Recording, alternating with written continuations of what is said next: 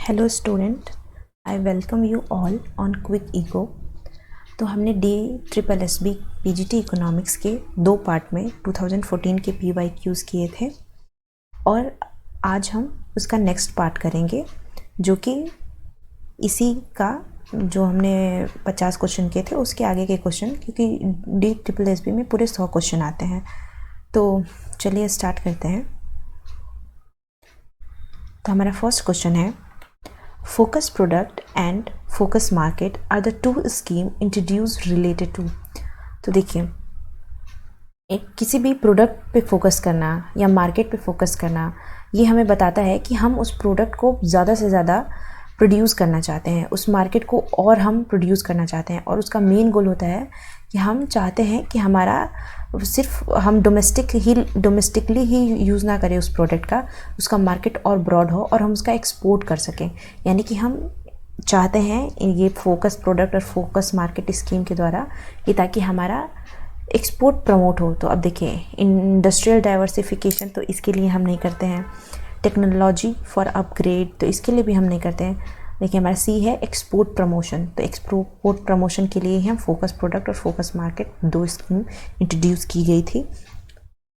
तो इसलिए हमारा ऑप्शन सी करेक्ट होगा। Which year was declared as consumers satisfaction year by railway. तो जो 2003 और 2004 साल था, उस साल में रेलवे ने ये डिक्लेयर किया कि उस टाइम कंज्यूमर सबसे ज़्यादा सेटिस्फाई था। तो as a consumer satisfaction year declare किया गया था 2003 और 2004 को। नेक्स्ट क्वेश्चन है हमारा कि national rural development institution is situated in. तो national rural development institution situated है हैदराबाद में। तो हमारा ऑप्शन बी हैदराबाद यहाँ है, तो ये हमारा करेक्ट आंसर होगा। चलते हैं नेक्स्ट क्वेश्चन पे कि mobile number portability service has launched nation wide. तो देखिए, मोबाइल नंबर पोर्टेबिलिटी सर्विस क्या होता है कि पहले अगर कोई टेलीकॉम कंपनी थी और एक ही ऑपरेटर था तो वो अपना मोबाइल चेंज नहीं करा, मतलब उसको अगर दूसरा सिम लेना था तो उसको सेम नंबर पे वो दूसरा सिम नहीं ले सकता था, उसको दूसरा सिम लेना पड़ता था, वो भी दूसरे नंबर से। लेकिन मोबाइल नंबर पोर्टेबिलिटी सर्विस ने ये फैसिलिटी प्रोवाइड की कि आप उसी नंबर को रख के और आप उसी नंबर पे आप दूसरा सिम अलॉट कर सकते हैं। मतलब दूसरा किसी टेलीकॉम कंपनी का आप उसी सेम नंबर यूज़ करके आप चेंज कर सकते हैं, जो कि हम अक्सर कराते हैं। तो ये पूरे नेशन वाइड में जो लॉन्च हुआ था वो हो गया था जनवरी 2011 को। तो इसलिए हमारा आंसर भी करेक्ट होगा। नेक्स्ट क्वेश्चन है हमारा, box diagram was introduce by. तो देखिए, हम अक्सर पढ़ते हैं एजवर्थ बाउले बॉक्स, उसके नाम में ही रहता है बॉक्स, जो कि इस तरह से बॉक्स के डायग्राम में हमें दोनों तरफ से variables X axis Y axis दिए होते हैं और हमें इस तरह से कॉन्ट्रैक्ट कर्व और ये दी होती है जो बॉक्स के अंदर ही रहता है पैरेटो ऑप्टिमैलिटी को फॉलो करते हुए। तो इसलिए इसका आंसर होगा ए। नेक्स्ट क्वेश्चन है, who suggested that the price of a factor और production is determined by the demand and supply forces. यानी कि किसने सजेस्ट किया था कि जो प्राइस है फैक्टर और प्रोडक्शन ये डिमांड और सप्लाई के फोर्सेस से डिटरमाइन किए जाते हैं। तो इसको जो किया था ये मार्शल और हिक्स ने सजेस्ट किया था। तो इसलिए हमारा ऑप्शन ए करेक्ट हो जाएगा। अब हम चलते हैं नेक्स्ट क्वेश्चन पे। हमारा नेक्स्ट क्वेश्चन है, क्वाजी रेंट इज। तो देखिए, जो क्वाजी रेंट का कंसेप्ट है ये इकोनॉमिक्स के कंसेप्ट से थोड़ा हटके है और ये एक टेम्परेरी फिनोमेना है और इसको दिया था मार्शल ने।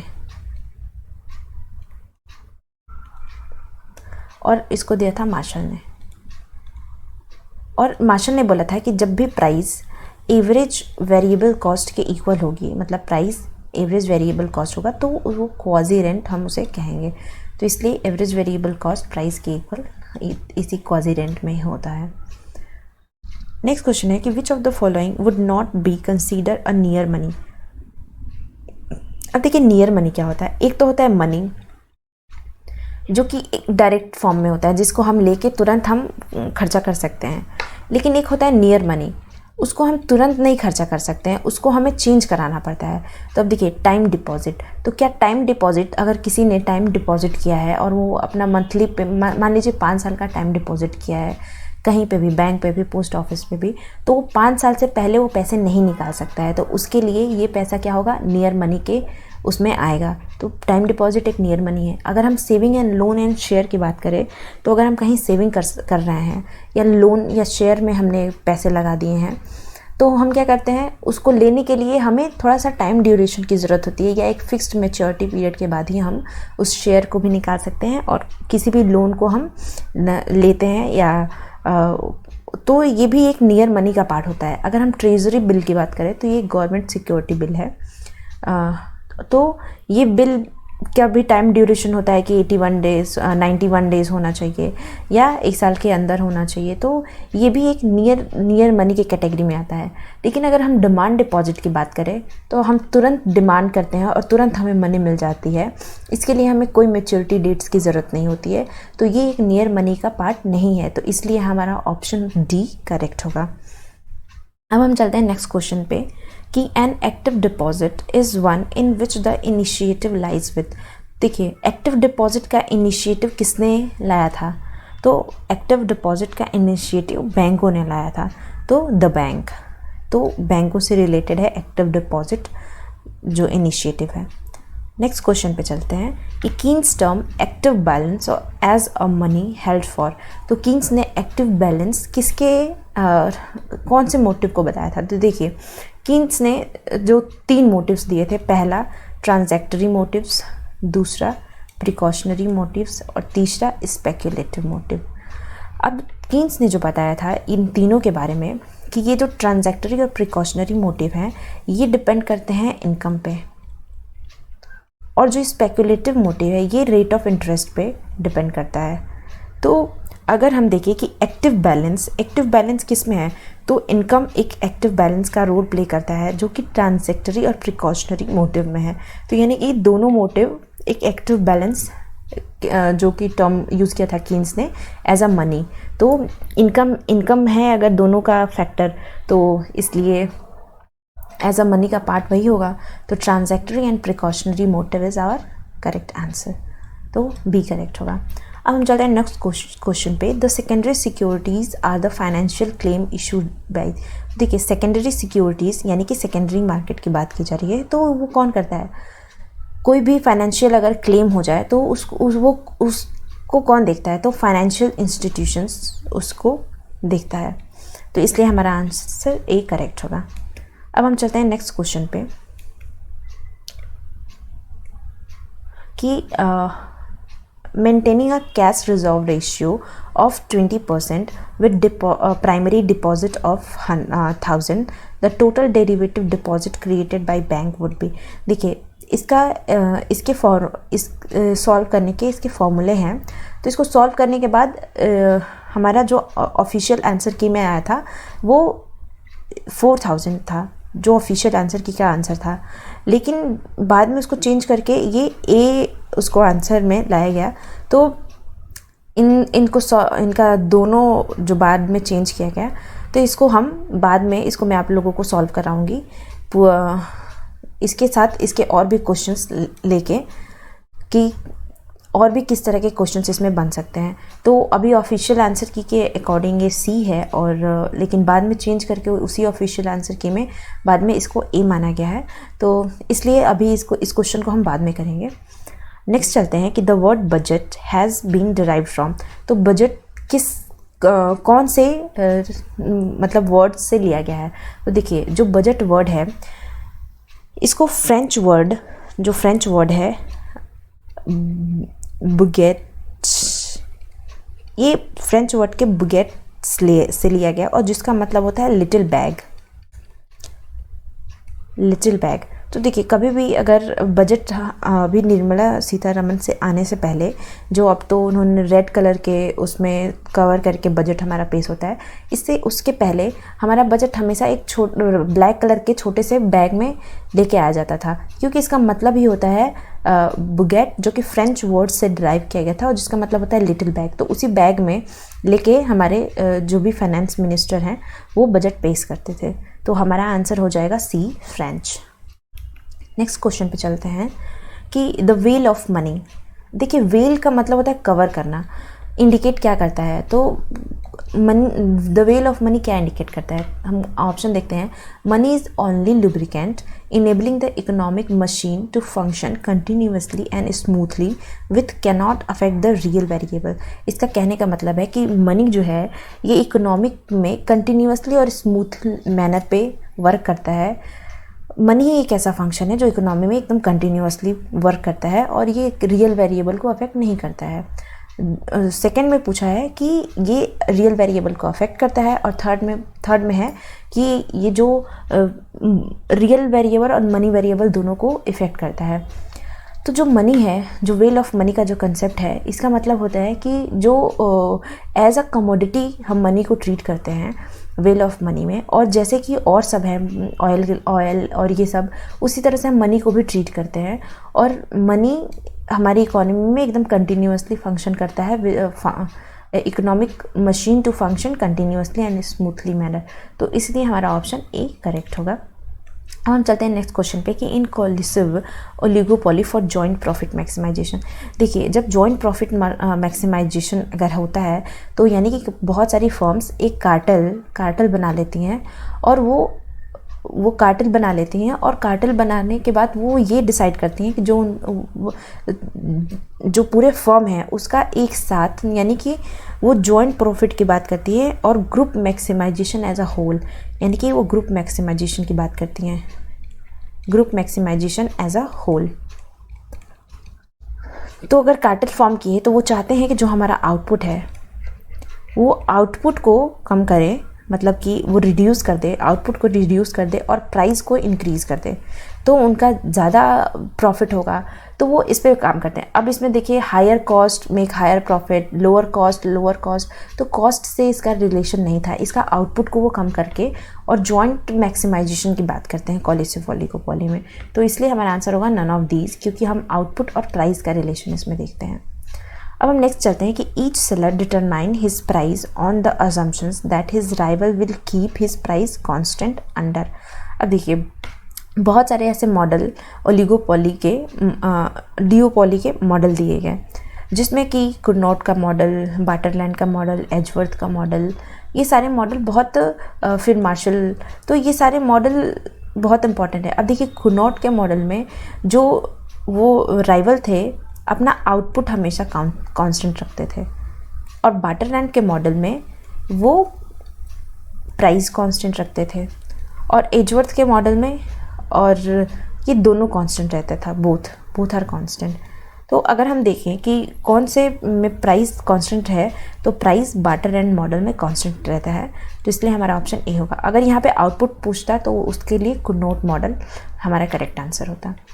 नेक्स्ट चलते हैं कि the validity of king demand curve was empirically tested and question wide. अब देखिए हर एक मॉडल के कोई ना कोई क्रिटिसिजम्स होते हैं, और कोई ना कोई इकोनॉमिस्ट अपना उसी मॉडल पे अलग थ्योरी देते हैं। तो जो किंग डिमांड कर्व था, जो कि पॉल स्वीजी ने दिया था, उसको जो क्रिटिसाइज़ किए थे वो थे G.J. स्टिगलर, और इन्होंने अपनी दूसरी थ्योरी दी थी, और उन्होंने बताया था कि कैसे ये एम्पिरिकली टेस्टेड नहीं है। जो डिमांड कर्व उन्होंने किंग डिमांड कर्व बोल दिया था वो एम्पिरिकली टेस्टेड नहीं है। तो इस पे इन्होंने क्वेश्चन किया था और अपनी और फर्दर अपना थ्योरी उन्होंने दिया था। नेक्स्ट क्वेश्चन है एन एथिकल और value judgement must be made in order to derive the. तो एथिकल और वैल्यू जजमेंट किसको डिराइव करने के लिए किया जाता है, तो हमेशा ट्रांसफॉर्मेशन कर्व, तो इसके लिए एथिकल वैल्यू जजमेंट नहीं किया जाता है। ग्रांड यूटिलिटी फ्रंटियर, इसके लिए भी नहीं। कंजम्पशन कॉन्ट्रैक्ट कर्व, इसके देखिए सोशल वेलफेयर फंक्शन में अक्सर एथिकल और वैल्यू जजमेंट की बात की जाती है, और क्या डिराइव करने के लिए कि हमारी पूरी सोसाइटी का वेलफेयर हो सके। नेक्स्ट क्वेश्चन पे चलते हैं कि which of the following state become the first state to introduce public service guarantee act. अब देखिए इस एक्ट में डायरेक्ट पब्लिक को गवर्नमेंट की सर्विसेज डायरेक्ट प्रोवाइड की जाएगी। तो ये एक्ट जो सबसे पहले जो अडॉप्ट किया था वो स्टेट था मध्य प्रदेश। तो इसलिए हमारा ऑप्शन ए करेक्ट होगा। अब व्हाट इज सुपर 31? तो देखिए सुपर 31 एक रिपोर्ट है, ट्रेड रिलेटेड रिपोर्ट, जो कि ट्रेड प्रायोरिटीज़ को 1989 टू 1990 के बीच में देखता है, जो कि फोकस करता है कि जितने भी अनफेयर ट्रेड्स हों उस पर ये सुपर 31 प्रोकर। ये एक लॉ है, ट्रेड लॉ है, और वो अमेरिकन ट्रेड लॉ है। तो यानी कि the name of modern computer ऐसा कुछ नहीं है, ये एक अमेरिकन ट्रेड लॉ है इकोनॉमिस्ट में सुपर 31 का मतलब। अब नेक्स्ट पे चलते हैं कि wage paid to Mahatma Gandhi national rural guarantee, यानी कि मनरेगा की बात करता है कि अब लिंक किसके साथ हो गया है। तो देखिए मनरेगा जो रिलेटेड है एग्रीकल्चर सेक्टर में जितने भी लोग बेरोजगार हैं या फिर काम नहीं करते हैं रूरल सेक्टर में, तो उनको एक एम्प्लॉयमेंट गारंटी स्कीम प्रोवाइड करना। तो ये जो मर्ज हो गया है, लिंक हो गया है, ये consumer price index for agricultural labour. अब देखिए कंज्यूमर प्राइस इंडेक्स कई भाग में देखते हैं हम, जैसे consumer price index for agricultural labour, फिर ऐसे ही consumer price index for industrial labour, फिर उसके बाद consumer price index for combined यानी कि एग्रीकल्चर प्लस रूरल। इसी तरह हम 3-4 पार्ट में कंज्यूमर प्राइस इंडेक्स को निकालते हैं और सबके बेस ईयर भी अलग अलग होते हैं। नेक्स्ट क्वेश्चन है कि which department of the government has completed is 150 years in 2010, यानी कि 2010 में कौन सा ऐसा डिपार्टमेंट है जिसने 150 साल पूरे किए थे। तो देखिए इनकम टैक्स जो डिपार्टमेंट है इसी ने 150 साल पूरे किए थे, और इनकम टैक्स का इस्टेब्लिशमेंट ईयर है 1860। तो इसलिए हमारा आंसर हो जाएगा इनकम टैक्स। अब हम चलते हैं अपने नेक्स्ट क्वेश्चन पे कि which constitutes the maximum share in power generation. तो आज भी जो मैक्सिमम शेयर है पावर जनरेशन पाए हम जो स्विच कर रहे हैं सोलर एनर्जी और रिन्यूएबल एनर्जी पे, but still thermal power is provide the maximum share generation of power plant. तो जितने भी पावर जनरेशन है उसमें मैक्सिमम शेयर थर्मल प्लांट का ही है आज भी, और रिन्यूएबल एनर्जी सेकंड नंबर पे है। अब हम चलते हैं नेक्स्ट क्वेश्चन पे। The committee associated with establishment of new exchange was. तो देखिए जो MJ फरवानी कमेटी है, इन्होंने ही दिया था जो एसोसिएटेड है न्यू स्टॉक एक्सचेंज से। नरसिम्हन कमेटी तो ये बैंकिंग से रिलेटेड है। नेक्स्ट क्वेश्चन है और आज का हमारा लास्ट क्वेश्चन है कि कंज्यूमर प्रोटेक्शन एक्ट कब इम्प्लीमेंट किया गया था। तो देखिए एक कंज्यूमर प्रोटेक्शन बिल और एक्ट दोनों 1986 में इम्प्लीमेंट किया गया था और आया था। तो कंज्यूमर को प्रोटेक्ट करने के लिए ये एक्ट लाया गया 1986 में। तो हमारा ऑप्शन बी करेक्ट होगा। तो आज हमने 25 क्वेश्चन किए और 2004 के PYQs किए थे, और हमारा लास्ट 25 क्वेश्चन जो इस ईयर का बचा हुआ है वो हम नेक्स्ट वीडियो में लेके आएंगे। तो thank you so much student and stay tuned.